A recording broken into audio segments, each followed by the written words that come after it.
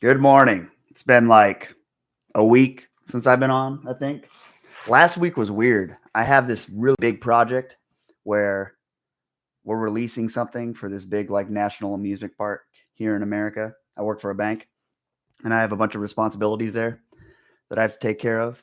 And we're trying to meet a deadline for the release date, so a lot of stuff is becoming challenging to steward correctly. and, so yeah, it's been like a week since I've been on, and I'm gonna pick up today with Genesis chapter 22 again.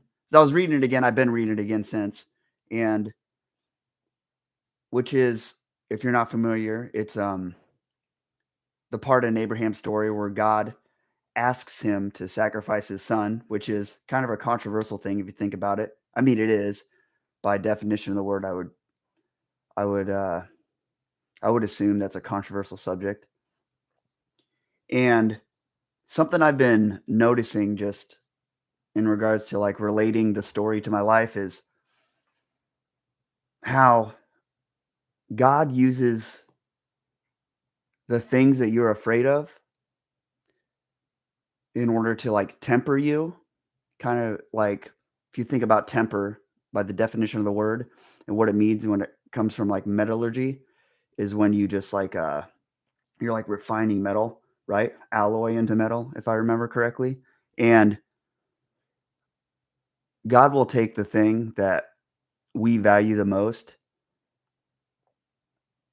and he'll present it. He'll put it in a scenario where he'll make us choose to prioritize either him or that. And that's like the biggest test ever. And it's really hard, especially if that thing was from him to begin with, because you can misconstrued and mix up things like, well, this gift was from God, so I should act like X, Y, and Z for this certain thing. And what I love about this story here, where God calls Abraham to sacrifice his son, is Abraham's been put in this place before in a similar manner. And how the story is written, it's like he doesn't even think about it, as far as we know. I'm sure he did think about it somewhat, right? But he acts and he just goes up the mountain. And I think there's so much to learn from that. Because a lot of times, the things that God gifts us with, we start to have a humanistic clutch and a death grasp on, like a death grip, where you don't want to let go no matter what, even if God tells you to let go. And you can misconstrue God's word with humanistic instructions just because it initially came from God. And that's so interesting to me. So I'm just going to start from the beginning of Genesis chapter 22, just start from verse 1, and I'll read the whole chapter. And then I'll just go over my notes and my thoughts from there. And if anyone happens to join in the chat, as always, please just say whatever you want. I don't care if you disagree with me, agree with me. I'm just all here for a discussion. And this is something that I've been thinking about before I get started is this endeavor here on YouTube. I realize there's a lot of people that do things on here for the clicks, for lack of better words, or notoriety, but I've always been an artist, like my whole life, no matter what I do, whether it be in music, being a vocalist, or like playing an instrument, or painting miniatures now, or painting sculptures or whatnot, or constructing things. And even being a programmer, like that job, I've always been an artist, like creating things. Like my career trajectory is I want to be an architect. And not only just an architect, but an architect that will bring the new world, new technology and the old technology together in a manner that God has specifically and uniquely gifted me for. And when it comes to this endeavor, I've been thinking about it a lot, about how to present myself on here lately, especially last week. It was a rough week, to be honest with you. It started off really rough, and then it ended up really great. I ended it feeling greater than what I felt when I began it. That's for sure. Well, when it comes to here, it's like I have have decided to basically I just come live anyway, doing the same things that I would do if I didn't have the camera on. And now I'm just like inviting people to come and join me. And I'm really going to be embracing that from here on out. Um, I'm already unfiltered. So, but because we all have second thoughts and we second guess ourselves in regards to the implementation and how we carry ourselves going into things. And I heard like Rick Rubin on a podcast say, he's an amazing music producer. He was all like, the greatest art is when the artist just create it and don't care what anyone else thinks, because it's like art in its purest form. And I really need to embrace that, I feel like, here, because there's so much of the latter in the digital landscape. And so I'm going to be.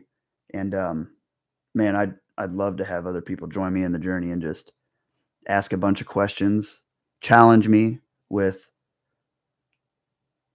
things that I don't agree with, because I think conversation in pursuit, that's true. So I was just studying psychology while I paint. That's what I do. I paint and like study psychology. I listen to stuff. And I just heard Jordan Peterson talk about how Carl Rogers, a behavioral psychologist, he was like, if a conversation with the purpose and goal of pursuing truth has healing properties. And that was so good to hear, because that was like my whole purpose of this thing, is the pursuit of truth together. And so I would encourage like anybody that ever sees this to just come on. I go live. I'll be going live around 8 a.m. ish. It's just whenever I get done painting on Mondays and Fridays. I have switched up my schedule. I don't believe I'm going to be going live on Sundays anymore, but we'll see. And of course, as this community grows, we'll change the schedule according to that too, as well, as long as it fits my my work schedule and whatnot. All right, so I'm going to start Genesis chapter 22, verse 1, and it will be, the title of this chapter in my Bible is Abraham Tested. It starts like so. Verse 1. Sometime later, God tested Abraham. He said to him, Abraham. Here I am, he replied. Remember, he said that. Here I am. Then God said, take your son, your only son Isaac, whom you love, and go to the region of Moriah. Sacrifice him there as a burnt offering on one of the mountains I will tell you about. Early the next morning, Abraham got up and saddled his donkey. He took with him 2 of his servants and his son Isaac. When he had cut enough wood for the burnt offering, he set out for the place God had told him about. On the 3rd day, Abraham looked up and saw the place in the distance. He said to his servants, stay here with the donkey while I and the boy go over there. We will worship, and then we will come back to you. Abraham took the wood for the burnt offering and placed it on his son Isaac, and himself carried the fire and the knife as the 2 of them went on together. Isaac spoke up and said to his father Abraham, Father? Yes, my son, Abraham replied. The fire and wood are here, Isaac said, but where is the lamb for the burnt offering? Abraham answered, God himself will provide the lamb for the burnt offering, my son. And the 2 of them went on together.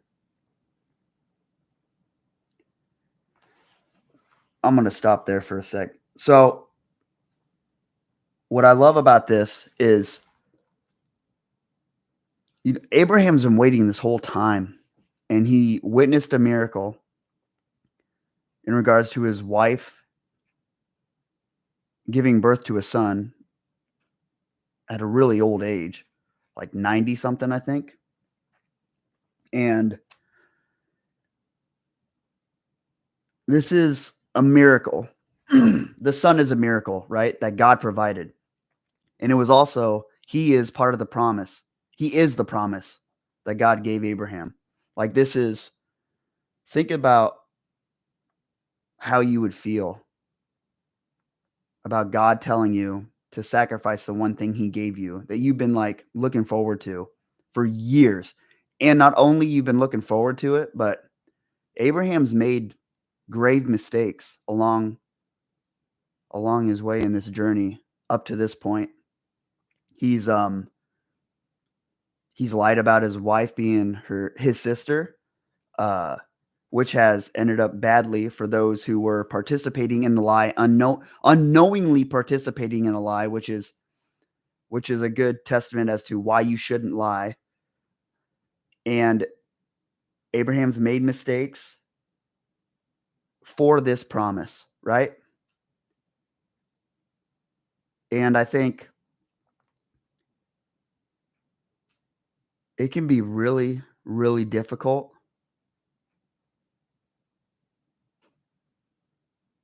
to loosen your grip on something that God gave you when he instructs you to do something different with it than you perceived as having been told before by him. Because I don't think God should be beyond. It's so complicated because I was about to say I don't think God should be. We shouldn't think of God as someone who can never change things or change his mind. But we also state in the Christian community that God is. I gotta make sure my work computer doesn't freeze up because I'm kind of on call a little bit, so I could have to cut this short anytime. God is, omnipotent, omniscient, all-knowing, but we kind of describe him as like never changing in regards to he won't ever go bad on us. I think that's the big message that we kind of cling to. But I know God has in the Bible been depicted as someone who has changed his mind, or at the request of a prayer changed his mind, like Nehemiah. I think it was Nehemiah was praying a prayer while he was going up the stairs to talk to a king. And in that interaction, God said something, and then Nehemiah left, and he went back, and God told him something else and changed and went back up. Or Moses talking to God about sparing the Israelites because God was talking about just wiping them because they were, I guess, enacting heresy, you would say, worshiping other idols. And God was like, I'm just going to wipe these people, and then we'll just keep you, and then we'll start a new, hey, good morning, Zephyr. Good to see you again. It's been a little bit. We'll start a new nation through you. We'll start from a clean slate. And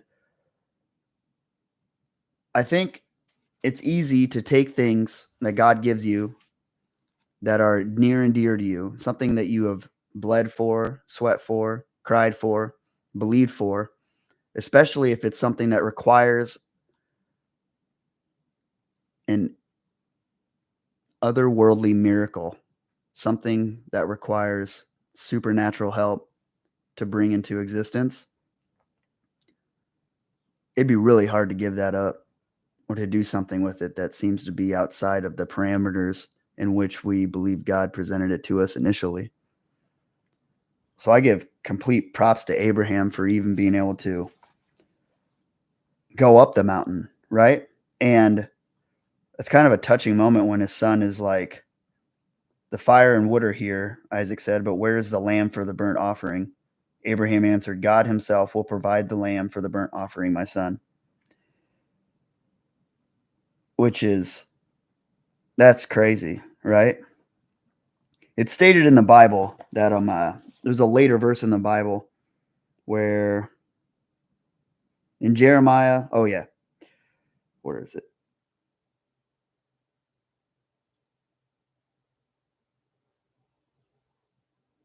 And I think it states here in my Bible that Jeremiah 19:5 that let me look that up actually to make sure I'm not misquoting the Bible. That's a no-no. How you been, Zephyr? I'm on the laptop. I refuse to update my phone's YouTube app, so I can't see the live on my phone. Hey, I appreciate that, Zephyr. That last one I was struggling. So Revelation, I don't know. Oh yeah, I'm reading Revelation right now. We're Jeremiah 19:5. 19:5.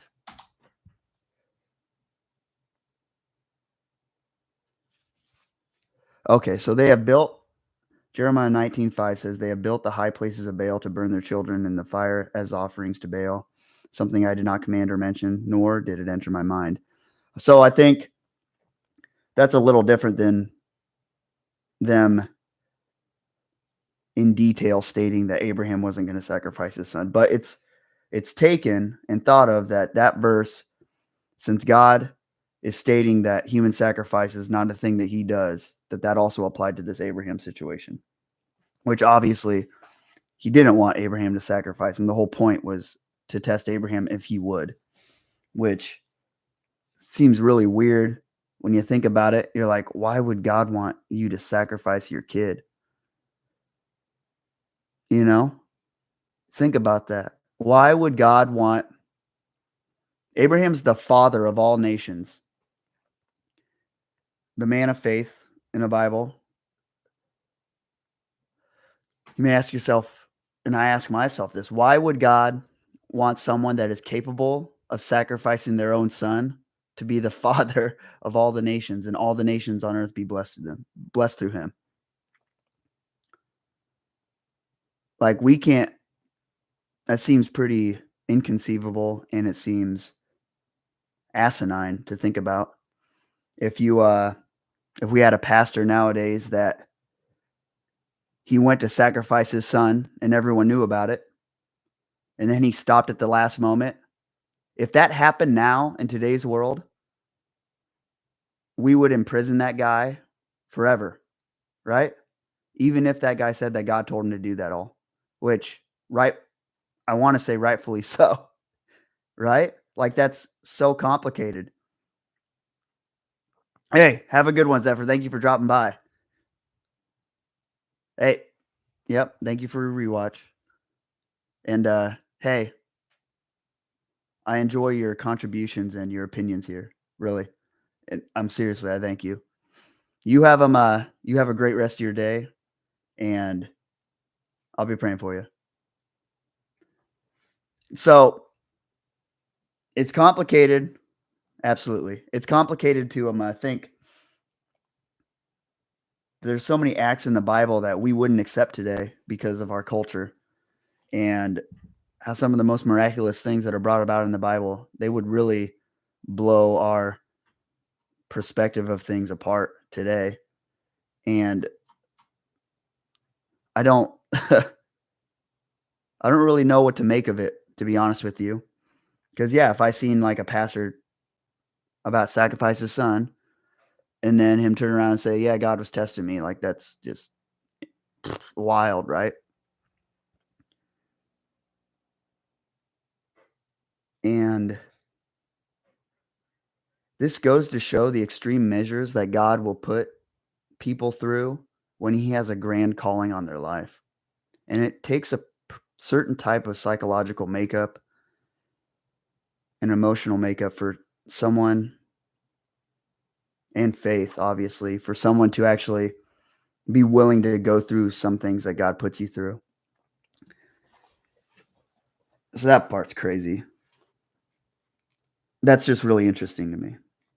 So I'll pick up here on I'll start from verse 9. When they reached the place God had told him about, Abraham built an altar there and arranged the wood on it. He bound his son Isaac and laid him on the altar and on top of the wood. When he reached out his hand and took the knife to slay his son, but the angel of the Lord called out to him from heaven, Abraham, Abraham. And Abraham replies, Abraham, well, the next verse just says, here I am, he replied, which is awesome because it's just like a little innuendo, but that's exactly what God said initially. Verse 1 it says, "Sometime later God tested Abraham. He said to him, 'Abraham.' And Abraham replied, 'Here I am.'" Which, when you say that to someone, it's like you're giving them recognition of your placement within the conversation. It's like when I hear "here I am," it's like I'm here, I'm ready to do what you're about to tell me. That's how I get it. And I love how he's just like, "Here I am." And there's also like some confidence to it, like, "I'm ready for my orders, sir, and I'm able to carry them out." Which, if you think about this scene, it's insane. He was literally about to stab his boy, like kill his son.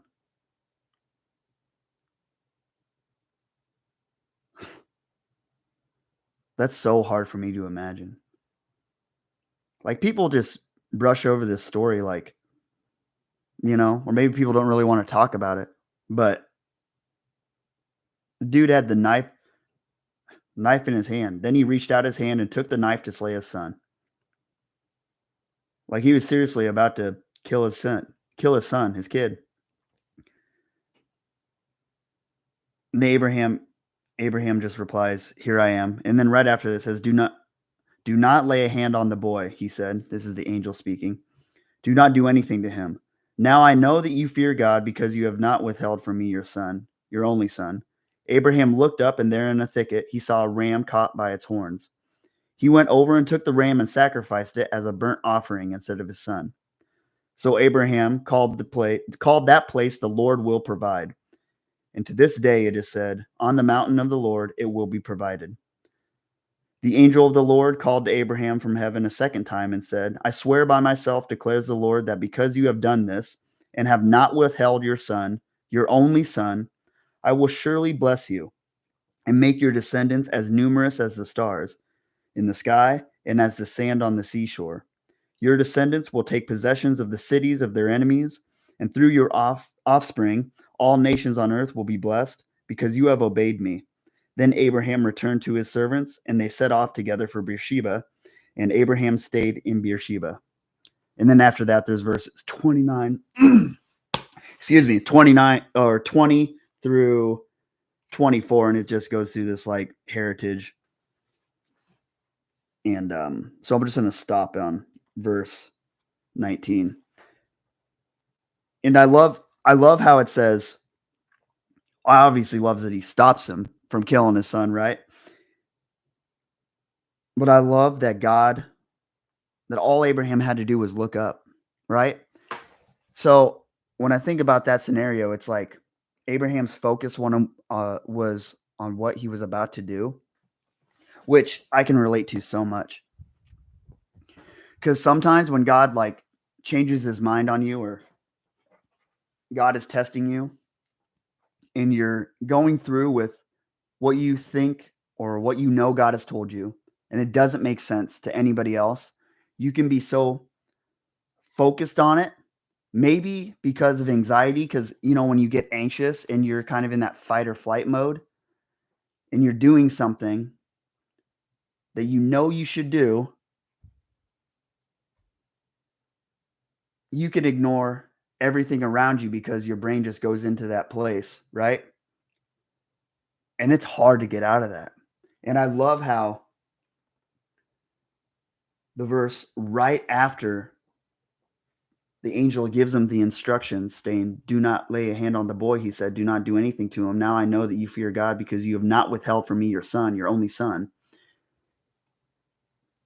The next words that are used are, "Abraham looked up." And sometimes all we have to do is look up, right? Or take our focus off what is inducing the stress and anxiety, whatever is choking our sense of peace out of us. Because in order to get redirection from the Lord, we have to be willing and open to it, period, right? it has to be like this continual conversation. And in order to conversate with somebody, eye contact, that's why that's important, right? That makes so much sense now that I think about it. And I hadn't, this isn't in my notes. I just literally picked this up now as I'm reading it. That's crazy. God's good. And it's also reassuring to see that the angel stops Abraham before doing something that will really damage him, right? And damage his calling. Because Isaac is the seed that will bless, that Abraham's going to bless people through, right? That's his son. And God stops him before he actually goes through with it, which you can look at as God stopping him from messing up so bad that God can't use it anymore, you know? That's amazing to see. And I love how it's stated, now I know that you fear God because you have not withheld from me your son, your only son. And that's just blatantly saying, you haven't held anything back from me at all. And what I think about, thank you, God, is God, I don't think God, he can, but I don't think God will bless things that you hold back from him, right? Like God wants you to submit everything to him. I had an episode about hedonism and how your value hierarchy, how if you live a life just pursuing pleasure and have that at the top of your value hierarchy, how that messes everything up because there's this like paradoxical effect of how when you do something, the pleasure that you get from it the first time or like the dopamine release in your brain, right? Like it gets less and less over time. Like you kind of grow numb to it. Like the first time you, I don't know, break the law or like drink underage or something, it's really exciting. But after like 20 times, it's like, yeah, now I'm just drinking with my friends underage, you know? It's just another party. Or you can use a legal example for it. Like, say someone just, an old friend of yours just moved back to the area and you go and hang out with them. You know, the first like 20 times is really exciting. But then after that, it's just like they live here now. And it's, the grass is always greener on the other side. But once you start living there, it's just grass. And yeah, it's so true. And sometimes, no, all the time, we have to be willing to submit anything to God, no matter how asinine, no matter how chaotic it looks on the outside, no matter how ludicrous it is or completely illogical it may seem. There is a reason why God calls these characters in the Bible to do such wild things because it separates them from the world, right? Like Noah creating an ark during a drought is stupid. That's dumb. And it frees these people from, I think, idolizing the same things in a way that the population does around them. I really think so. That's interesting to think about. What did I have in my notes here for verse? Oh, 9. Oh, yeah. I put, so for verse 9, when it says, when they reached the place God had told them about, Abraham built an altar there and arranged the wood on it. He bound his son and laid him on the altar on the top of the wood. Then he reached out his hand and took the knife to slay his son, but the angel of the Lord stopped him. I wrote in my notes here that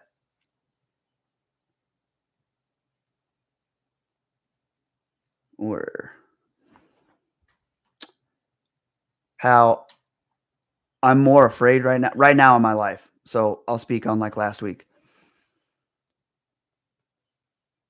I am enacting things in my life right now that I'm afraid of and things I'm nervous about and things that make me anxious, things that have a big question mark overlying them, things that I don't know if it's going to end well, which everyone has those areas in their life. Everyone has things that they're afraid of. Everyone has things that they're afraid of thinking about, like past trauma, or for me, it would be, you know, I like the post concussion stuff, for instance. Like, I don't know. There is no for sure that I'll be healed from it completely. Like, if you look at the research, yeah, I will. The doctors say, yeah, I will. But it's not 100%, right? And nothing is 100%. And so when you're feeling like I'm feeling symptoms now, right? And I can totally just get swallowed up whole by that fear that it'll never go away. And I can be swallowed up whole by the frustration that it brings when I'm trying to think of something and I can't think of it because of like brain fog or something like that, right? And even though my memory is progressively getting better overall, it's been such, and I do believe it's been a test from God because I'm a really analytical person. I'm really big into problem solving. So a problem like this affects like every area of my life, probably more so than someone that doesn't have like a career that's super detail oriented, right? Like if I have like one byte of code that's off, the whole program can get blown up, you know? And it's really been a test and an act of faith for me to just like persist on believing that everything's going to be okay, and to going through these like mental exercises I do, and like memory exercises that are for strengthening my memory, increasing my memory, or vestibular rehabilitation exercises that have to do with eye movement. And it's been hard. And, you know, what I think about that, and let's say pursuing a wife, like I'll go and I've approached like, I don't know, 2 girls in the past like 2 weeks. I got rejected both times.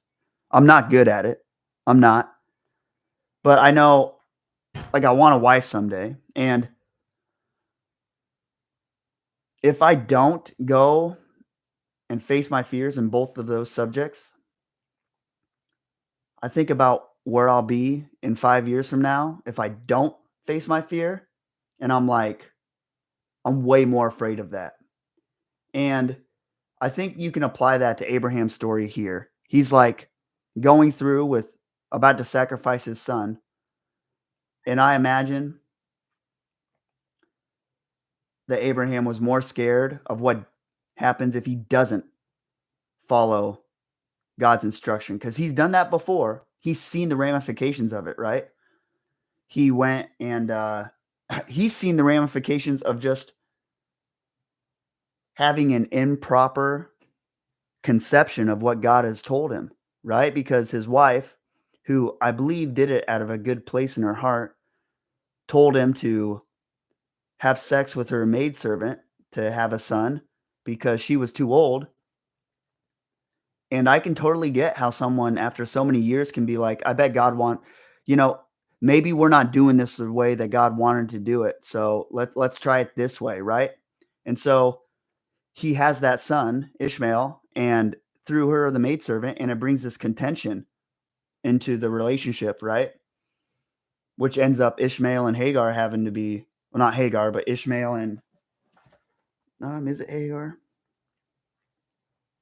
Yeah, it's Hagar. Ishmael and Hagar, they he tells them to leave because Sarah, his wife, now there's drama there. And he's seen how not only him not doing things and being afraid of facing fear, what that will do, but he has seen what just having an incomplete perception of something, just guessing wrong, what that will do, which that happens along everyone's journey. We're all going to open a door and walk through it that isn't the door for us. Like God knows that. He knows that. He knows that. Like when people think that they're too lost for God, I think about this. It's like, dude, he sent his son Jesus to the earth because he knew that his chosen people were going to kill him. his only son. Think about that. And God loves us anyway. He knows that we are flawed. He knows that. And so, man, I wrote in my notes here, I was like, Abraham was honored for his ability to completely relinquish everything he had to God. This test was huge because in the past he had come upon scenarios, while not as severe as this, they were similar, wherein he could choose to trust God or not. And in those cases, he had failed the test, but he has grown since then.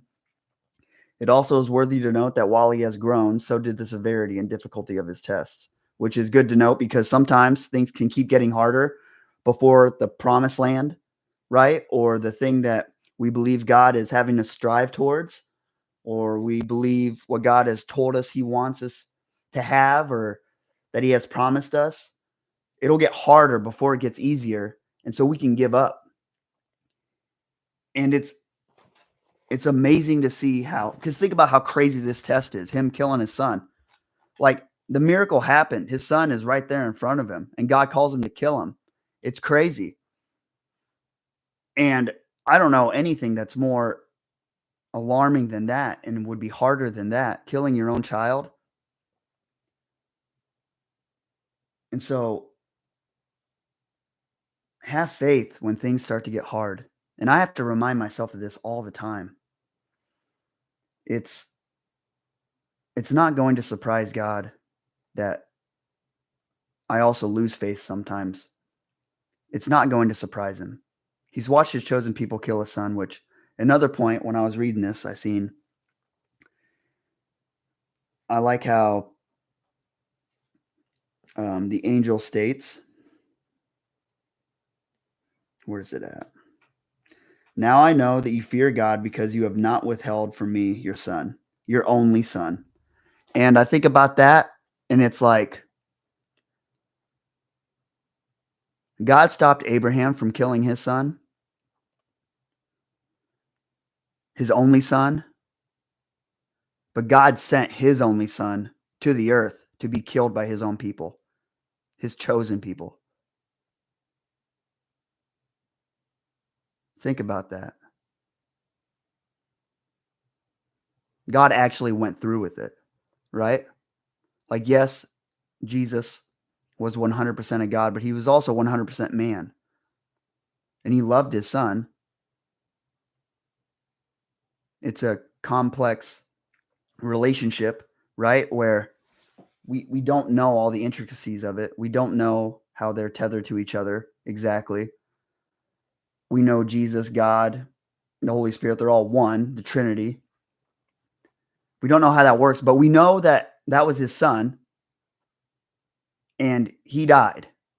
He sacrificed him.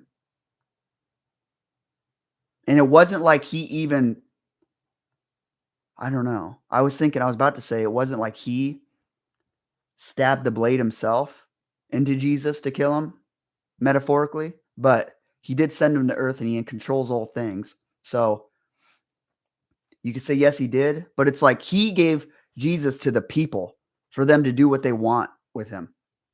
Even though God does control people, he gives us free will. So it's even worse than like having to sacrifice your son for God, because he submitted Jesus to come down here and just had the Pharisees and the people have their way with him and get crucified. That's how much God loves us in his creation and how much he desires to have a relationship with us. That's amazing. And I can't thank God enough for being with me in the times that I doubt things, in the times that I don't know what's going to happen next. Like, I guess myself all the time. All the time. Like, I have a problem with it, I would say. You know? And it's really hard. I was just talking to one of my friends about this. and she was telling me, giving me advice basically, right? Well, maybe God, I was giving her things that I've seen. She didn't know that though. Let me rewind. So I was having a conversation with my friend, and I was saying some things that I've noticed about, things I see in the church and other stuff, and how people present some media and stuff on the internet and whatever. And I'm just stating observations. They would be probably perceived as opinionated, maybe. And she was telling me like, well, maybe it's this way, maybe it's this way, maybe it's this way. And I was like, just because I'm saying these things doesn't mean that I like them at all. And that's one thing I've been learning is when you start walking in your calling towards the promised land, God will start showing you things that aren't for you anymore, and he'll start revealing things to you in order for you to create the differential behavior between you and that, so you can enact your unique calling in the way that he has called you, because he doesn't want you to just be like the people that taught you or be like someone else, right? Everyone's unique. Everyone's been gifted uniquely. So the things that I've been seeing, I don't like that I see it. Like, for instance, I left one of my self-development groups because I just wasn't gaining anything from it. And I felt God calling me to leave it, right? To do my own thing like this. And the things that, when I notice something like that, when God tells you to leave what you're familiar with and what you actually like, he'll call you to leave good things for great things. And when I was explaining why I did that, my friend would be like, well, maybe think about this. Think about how she gave an example of, there was this one online program called Bible U, which is an amazing program. It's like online seminar. It's run by Darius Daniels at a Change Church. And I told her, I was like, using that hour of my time to go in there and only give like a 3-minute takeaway of a lesson, I think that in my journey right now, I know in my journey right now that me minimizing my takeaway to 3 minutes is putting a restriction on what God puts in me. And I think God wants me not only to enact, but exercise and practice the act of giving takeaways in long format, and just like really being an artist and kind of constructing things and having like a conversation in pursuit of truth with people, like I'm trying to do here. And when I was saying that, she gave a good argument to be like, well, if you, now that you're not in there, it's like people won't know like what God has gifted you with in regards to your perception of the Bible and what God says to you, and like your brilliance with the Bible and whatnot, which is very kind of you, Charisse, if you ever watch this. And I was like, that's true, but this is just what God's shown me. And I'm not saying I like it. I'm not saying I like a lot of things God shows me, but it doesn't matter. I'm just told to obey. And I'm afraid of obeying a lot of the time. But if I wasn't afraid, it wouldn't require faith. And it's been hard. It's been a hard pill to swallow. And it gets harder. It's been getting harder, right? It's been getting harder as I've been progressing. Absolutely. And so seeing someone like Abraham here and how important this story is in the Bible, and how the angel like specifically indicated that because you were willing to give up all of it, right? The promise completely, basically.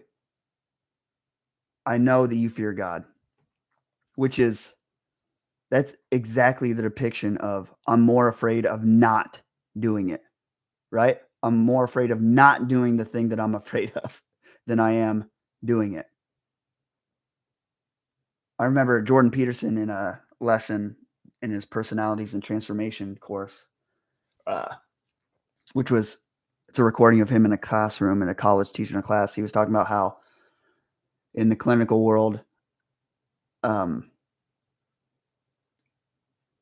he brought it about with the depiction of, instead of a dragon guarding the treasure, which is you being afraid of something, now you just like flip that on its head where you're afraid of not doing it. So the dragon is now chasing you to enact, like increasing your vigor and motivation to do so. Right.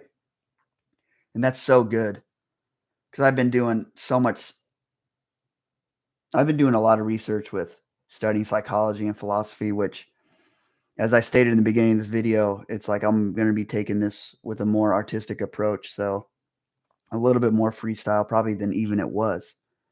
And, I heard Alex Hormozy talk about this with Chris Williams, I think is his name, and on the Wisdom podcast. And he was like, he was speaking, he didn't know at the time, but it was Rick Rubin. He was talking about how he heard someone say that the best art is from an artist when they don't care about what anyone else thinks, and how Alex was talking about from a business perspective. He was like, the reason that's amazing is because now you're just making a product for yourself, and you know what that product is, and you're believing in it. And basically it's like there's a purity to it. How I took what he was saying was like there's a purity to it, and now everyone else will love it because, well, you are so invested in that thing, and you aren't absorbing all this other influence, right? It's purely from you. And I was thinking about that from a perspective of when you create a new thing, right? When you're doing something that's unique. And that's has the most value because it's like new to people, it can provide them something that's uniquely different and has these different tangents and variables that shifts things inside of them, and maybe provides them more tools to fix A, B, or C thing in their life in a different way that will more align with their psychological makeup, right? And in order to bring about that thing in that way, it has to be unique. In order for it to be unique, it has to be purely from the inventor, right? And you can see that take place throughout history when you see inventors inventing stuff that go against the laws of science at the time, right? Or the current foundational knowledge base of quote unquote truth. Because all truth is, or science is, what we know to be true is just based on the current time, like the current foundational knowledge base. And truth always gets overlapped by new discoveries, right? So what you currently understand always has to die for the new thing to come up. Man. And I've been doing so much research with psychology and just bringing it into here. And so why I say that is this endeavor here is basically like my outlet for everything that I'm doing in my life. And that's why I can't wait for other people to start coming in. And I believe God will provide, not only for me, but for them. Like, it'll be fun to pursue truth together. And this, in this manner, rather than me like creating catchworthy titles or thumbnails and all that, which maybe in the future I'll do that, but I don't know. I don't think so. It doesn't sit right with me. But me doing it in this pure manner, it really synchronizes with everything else in my life. And I think people will relate to it. And I just want to encourage anyone that ever listens to this, that if you have something inside of you, suppressing those subconscious things, the negative manifestations of that in your life, the negative consequences of that will manifest in really weird ways that you wouldn't think is connected. I'm reading this book right now. I'm almost done with it. This Man and His Symbols, talking about dreams and how dreams, the subconscious speaks through dreams and through different symbology.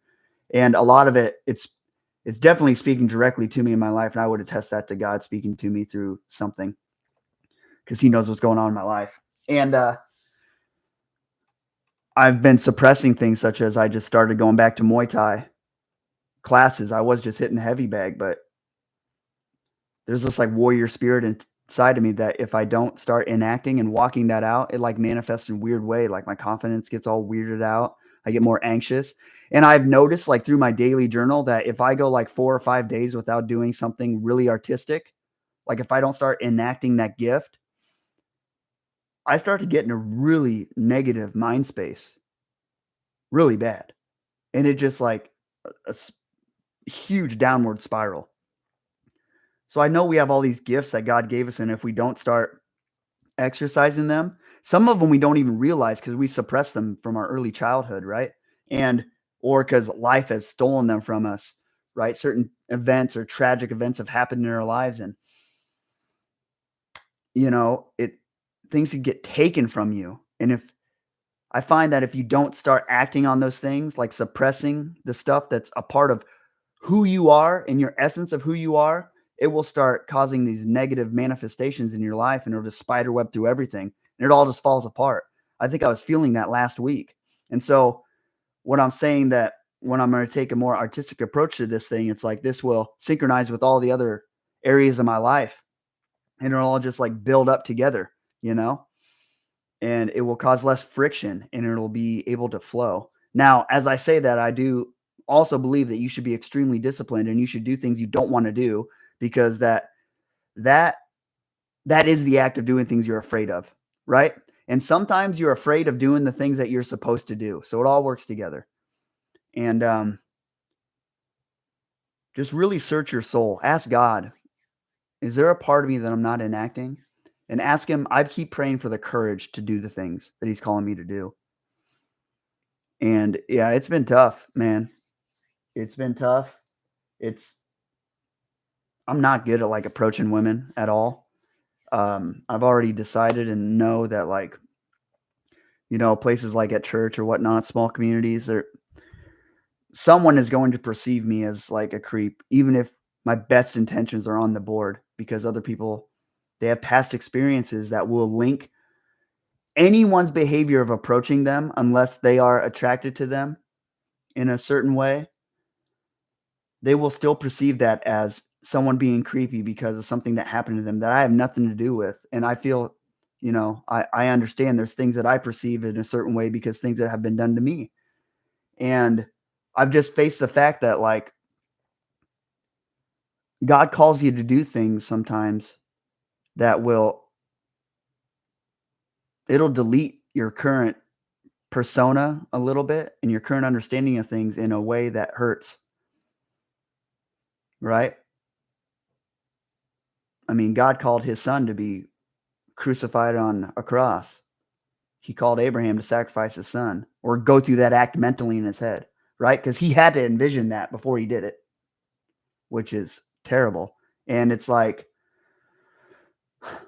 I know that my reputation, just by like asking and pursuing for a wife out there, it's going to get damaged, and that's okay.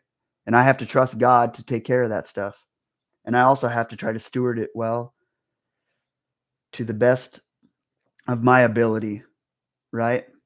And I just can't care what other people think. And I also have to care about people, period, though, at the same time, right? Which is a dichotomy a little bit. Yeah, I just don't want to be damaging to them intentionally through a mind space or a vessel that is malevolent in itself. My intentions should be pure and good, and God will use that, just like he'll use this. And I'm going to end there today. And I think tomorrow I will pick up on, not tomorrow, but Friday, I'll pick up on chapter 23. I like going twice a week, I think. It's been good. It gives me time to like study the chapter and implement my psychological and philosophical take on stuff. And I would encourage you to do the same. Trust God and be patient with him. It's so hard for me. Man. And I love you very much. Yeah, I'll be on Friday around 8 a.m. And man, if there's anything I can be praying for you about, leave it in the comments or message me through any of the social media links or social media tags in my description. I love you and I thank you. Trust God. He will provide. And sometimes you have to face your fears in order to really receive the provisions. It's important to God that we prioritize Him first. And it will be the best for you, even if it doesn't feel like it initially or for a long time. I love you and I thank you. And I'll catch you Friday, hopefully. Have a good day.